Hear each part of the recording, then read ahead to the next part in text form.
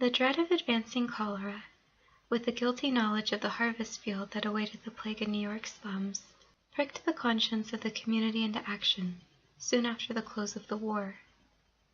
A citizens' movement resulted in the organization of a Board of Health and the adoption of the Tenement House Act of 1867, the first step toward remedial legislation.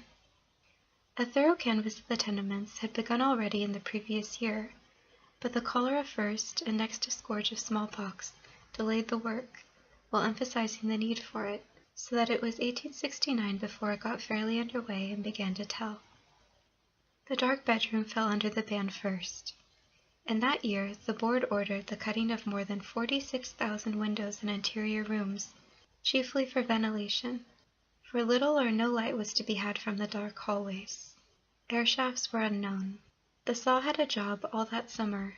By early fall, nearly all the orders had been carried out, not without opposition.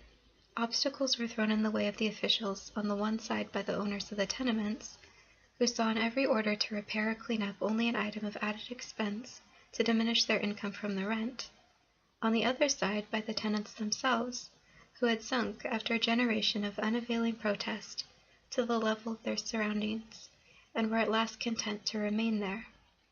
The tenements had bred their nemesis, a proletariat ready and able to avenge the wrongs of their crowds. Already it taxed the city heavily for the support of its jails and charities.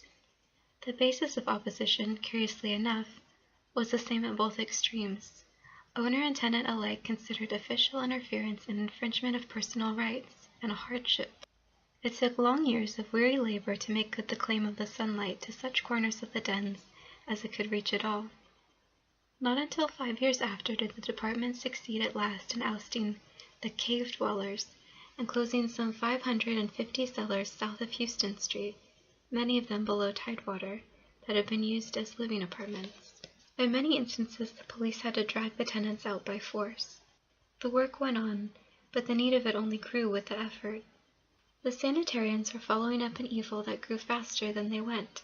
Like a fire, it could only be headed off, not chased with success. Official reports read in the churches in 1879 characterized the younger criminals as victims of low social conditions of life and unhealthy, overcrowded lodgings, brought up in an atmosphere of actual darkness, moral and physical. And this after the saw had been busy in the dark corners 10 years. If we could see the air breathed by these poor creatures in their tenements, said a well-known physician, it would show itself to be fouler than the mud of the gutters. Little improvement was apparent despite all that had been done. The new tenements that have been recently built have been usually as badly planned as the old, with dark and unhealthy rooms, often over-wet cellars, where extreme overcrowding is permitted, was the verdict of one authority.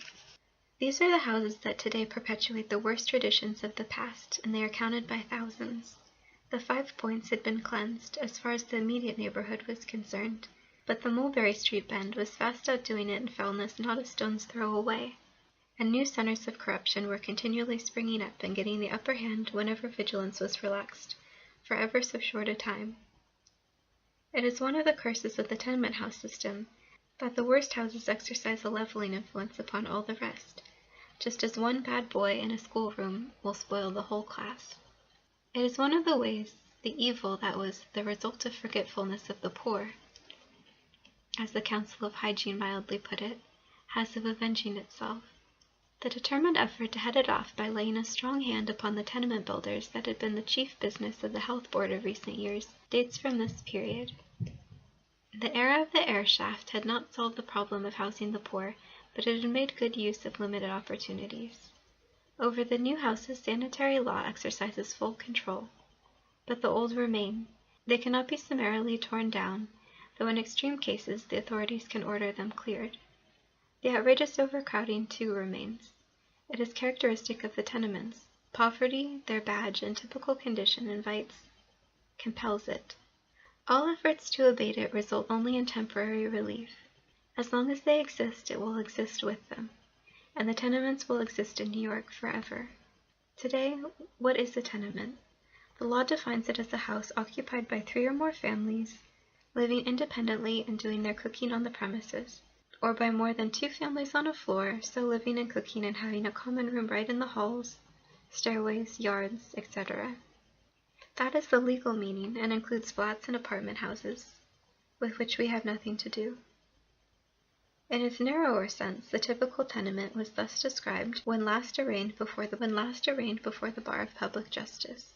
It is generally a brick building from 4 to 6 stories high on the street, frequently with a store on the first floor which, when used for the sale of liquor, has a side opening for the benefit of the inmates and to evade the Sunday law. 4 families occupy each floor, and a set of rooms consists of 1 or 2 dark closets, used as bedrooms, with a living room 12 feet by 10. The staircase is too often a dark well in the center of the house, and no direct through ventilation is possible, each family being separated from the other by partitions. Frequently the rear of the lot is occupied by another building of 3 stories high, with 2 families on a floor.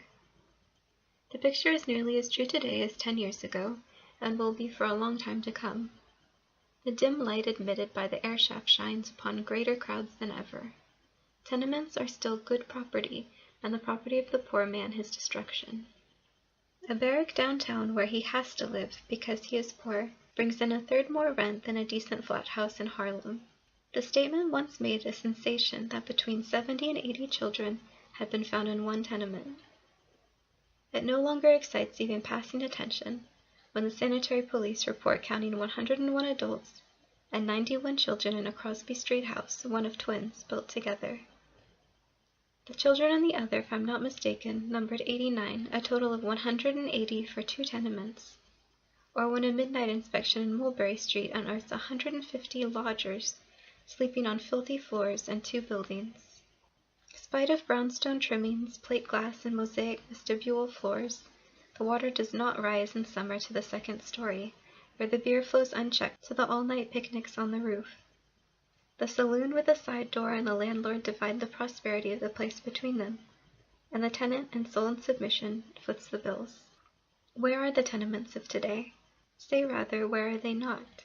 In 50 years they have crept up from the 4th Ward slums in the 5 Points the whole length of the island, and have polluted the annexed district to the Westchester line, crowding all the lower wards, wherever business leaves a foot of ground unclaimed, strung along both rivers, like ball and chain tied to the foot of every street, and filling up Harlem with their restless, pent-up multitudes. They hold within their clutch the wealthy and business of New York, hold them at their mercy in the day of mob rule and wrath.